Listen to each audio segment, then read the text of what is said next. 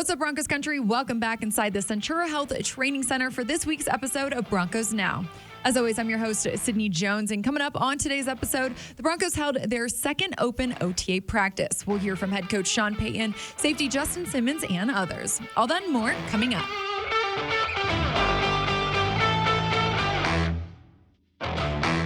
This week marked week 2 of OTA practices, and Thursday was the team's second practice open to the media. Head coach Sean Payton said it was a solid week of work now that the team is halfway through phase 3 of the offseason program. We have 4 more next week, and then the following week is mini camp, and it's very similar. A little bit longer time for meetings, but they're picking it up. I'm pleased with that, and yeah, it's gone well so far. Coach Payton went on to discuss Thursday's practice and how Russell Wilson is doing. Today I thought was a good day. Today's third down, so here's the challenge in OTAs with third down. How was your? Well, I'm getting ready to tell you the challenge of third down. The challenge of third down is you got to contest every throw, and so within the framework of OTAs, it's hard to do that. You know, so. They understand it. You know, I'll whistle and just talk about the period, and we can see if there's a sack.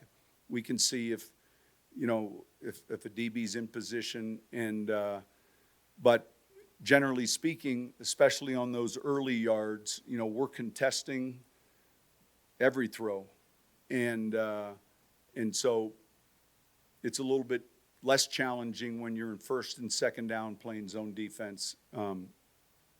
But he's doing well. Safety Justin Simmons also spoke to the media today and was asked, what does Sean Payton practice looks like? He used one word to describe it. Educational. It's he's really good at explaining how he wants things done and why it's being done. And I think it gives a great purpose to everyone, you know, before and after each, you know, said period of whatever it is. Both Justin Simmons and cornerback Pat Surtain talked today about Vance Joseph and what he brings to this defense.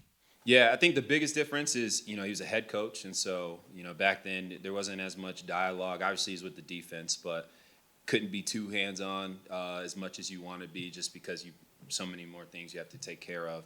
You know, now that I feel like I've talked to him now more in the past few weeks than, you know, really had the opportunity to when he was a head coach, just because now he's in the meeting rooms more. He's able to coach the little things up, and we're talking formations, this, that, and the other, and so that's pretty much, you know, the main difference. He seems the same guy that I remember him to be, and you know, I loved him when he was here as a head coach. So I'm really thankful that we got him again. Vance, he's brought a lot of, you know, different type of schemes towards our defense, a lot of packages, and you know, he's a guy that's confident in our ability. You know, he puts plays out there that, you know, helps us make plays in a way. So, you know, when you have a guy like that that's confident in us and confident, you know, in his play calling, you know, it sets us up for success. Guard Ben Powers met with the media today as well, this being the first time doing so since he signed with the team back in free agency, and he spoke on why Denver was the right fit for him. I have a tremendous amount of respect for the offensive coaching staff they put here together. So, to be frank, that's the answer. In you saying Sean Payton, always valuing guards, that's something I knew coming in here. And so that obviously influenced my decision. Now joining me here inside the Broncos podcast studio to take a closer look at Thursday's practice and press conferences is Broncos lead writer Aric DiLalla. Aric, thanks for coming on the show again today. Yes, it's been a while since I've been in here. While. Nice to be back. Nice to have you back. It was another good day of practice on Thursday. It was nice to have press conferences as well. Aric, what was kind of your main takeaways from the day? Yeah, I mean, I thought 2 things. One, you saw a lot of third down work, which Sean Payton talked about, kind of in relation to Russell Wilson, but also in terms of how do these players start learning what you're doing? How do you use them in different scenarios? We hear Sean Payton talk a lot about a vision for certain players, and I think you could kind of start to hear him talk about that and discovering that vision for different guys. So that stood out a little bit. I mean, obviously there were some big plays we're not allowed to discuss in detail because of the media policy, but I do think just seeing these guys out there competing, as Sean mentioned, You're now, I think, almost halfway through the phase 3 of the offseason, and just a chance for these guys. We heard from, whether it's Ben Powers or Justin Simmons or Pat Surtain, talking about, it's still early, but things are beginning to take shape at least a little bit. So that it's kind of one of the takeaways. And then two, and you didn't really see this as much in practice per se, but afterwards, Sean Payton was asked about the new kicker, Elliott Fry. Right. And he said, listen, just because we've got somebody here doesn't mean the competition is over. And he pointed to New Orleans, where they had a kicking competition. And every day, he said the media was charting, okay, well, who made more kicks? Who was better from this distance? Went the whole way. And Sean Payton essentially said, I wasn't any more clear on who I thought was going to win after 4 weeks than he was on day one. They bring in a different kicker from outside, and that ends up being their guy. And that's not just a solely a kicker-related issue or a thing to worry about. He pointed Sean Payton to Steve Atwater today and said, if you're Steve Atwater, you can't just worry about the safety in your room. You've got to worry about the guys all around the league. And so all 32 teams. Exactly. And so I think that we've heard him talk a lot about competition and getting better and finding the right guys. He's alluded a couple times, like last week, to, hey, we're going to add a couple players here potentially. And so that theme continued again today, where there's competition, and you might think that, hey, if I'm the third receiver on this team, I'm all set, or if I'm the second tight end, I'm good to go. No, they're looking across the entire league. This is going to be a process where they do whatever they can to make this roster as good as it can be. So to hear that competition emphasized again stood out to me. Yeah, definitely. It's like you said, Aric, it was nice to hear from Justin Simmons, Pat Surtain, and Ben Powers as well. It was his first time that the media has heard from Ben Powers since the team signed him back in free agency. And he said something that really stood out to me. He had a shirt on today that said uncommon across it. And our good friend, Mike Kliss, asked him about it. And he said that's kind of the team's motto this season.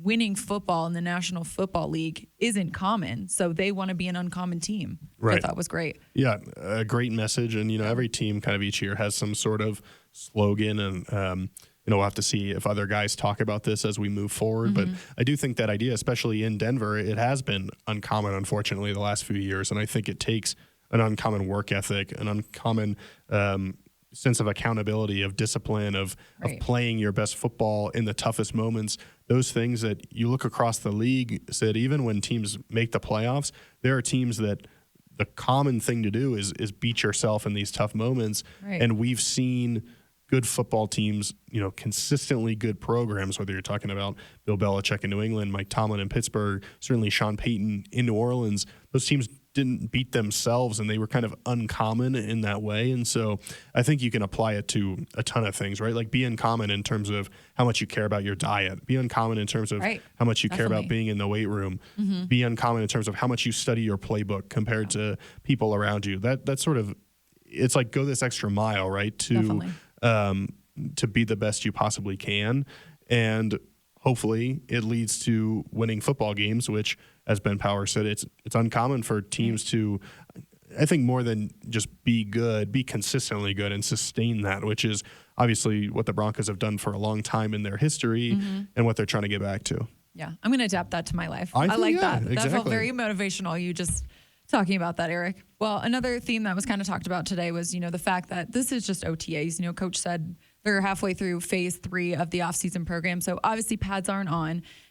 Like Coach said, pads can really define a player. You can't be too quick to judge or evaluate a guy at this point in the year. So, Aric, I know you asked Ben Powers, what are the offensive line and defensive line really looking to get better at right now when they don't have pads on? Yeah, it's kind of twofold. One, you have a guy, I think Sean Payton talked about Marcus Colston back in New Orleans, who, when they didn't have pads on, he didn't really stand out. And there's this common NFL saying, right, like everybody looks good in shorts. And so when you don't have the pads on, maybe you're flying around, maybe you are, you don't have to worry about the contact. So guys tend to be a little bit faster. Right. And then the pads come on and, okay, well, can you absorb the contact? Can you get off a block? If somebody presses you at the line of scrimmage, can you get away from that and still run your route? All those things come into play for any position. But I do think right now, like a wide receiver can show how do they get off the line, how crisp are their routes, that sort of thing. Like you mentioned, it's harder for an offensive lineman because, as Ben Powers put it, you don't have anything to grab onto. Right. When the pads are on, you engage into that chest plate there, and you're able to get something where you can get some leverage and push or Right. pass block. And Yeah. so without that on, it's a lot more technique based. Mm-hmm. And, to be honest, when you're starting with a new coach, Yeah. I would assume, both from an offensive line standpoint and head coach, offensive coordinator, having that time to work on your technique is important. Definitely. Yeah. And we've heard people sing the praises of Zach Streif, the new Mm-hmm. offensive line coach, and how helpful he's been. Yep. I would think that this time, even without pads, he's able to be helpful for these linemen. But I don't think you truly know what you have in that group until the pads come on, though. We've heard Mike McGlinchey talk. We've heard Ben Powers talk, Sean Payton, Russell Wilson, all talk about how good and how much potential they think the line has. Well, They won't know. you don't really know until the Yeah. pads come on. I will say, Sydney, looking at Ben Powers, he looks like the type of guy who would be a really good offensive lineman. He's He does. big. He seems tough. Yep. No nonsense. Right. I don't want to try to dodge him run blocking somebody. Don't put way. me out there. Yeah. I would get pancaked. You'd get pummeled. Yes. Well, Aric, one other guy I want to talk about before we wrap this up is Greg Dulcich. I know Coach Payton and Justin Simmons both talked about him today. And, Coach said that he's fitting into this joker role that he has. And that's, a position that is specific really to Coach Payton in his time with the Saints. So how do you see him really fitting in there and the progress he might have this season? Yeah, this was fascinating. I think that Sean Payton, one of the great things about him is he is a guy that is going to teach you so much about the game of football. Right. And I think you heard that in another answer on Thursday where he said, hey, how does Damari Mathis handle potentially being opposite Pat Surtain? And he said, well, it really depends on the coverage. It's more likely to happen in man than zone. You can Right. shade a safety over there.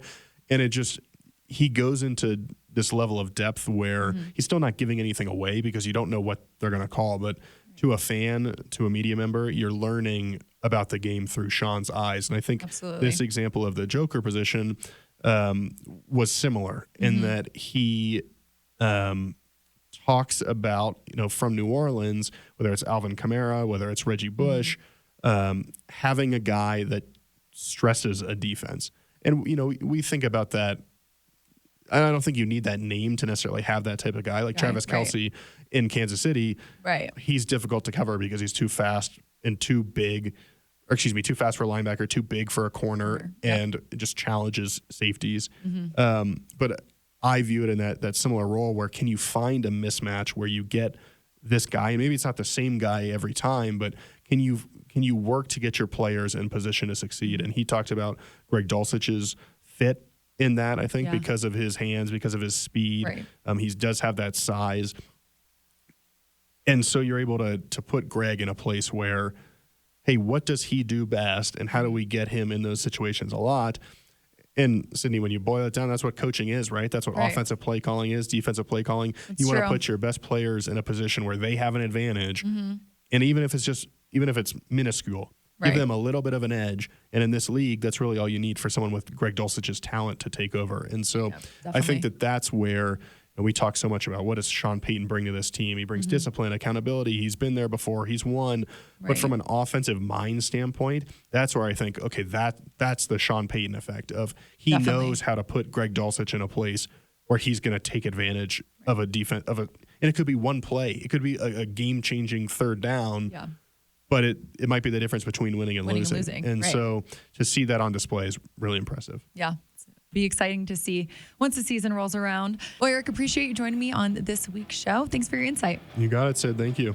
Well, that'll do it for this week's episode of Broncos Now, Broncos Country. Thanks so much for tuning in. I'll see you right back here on the Broncos Podcast Network and YouTube next week for another episode.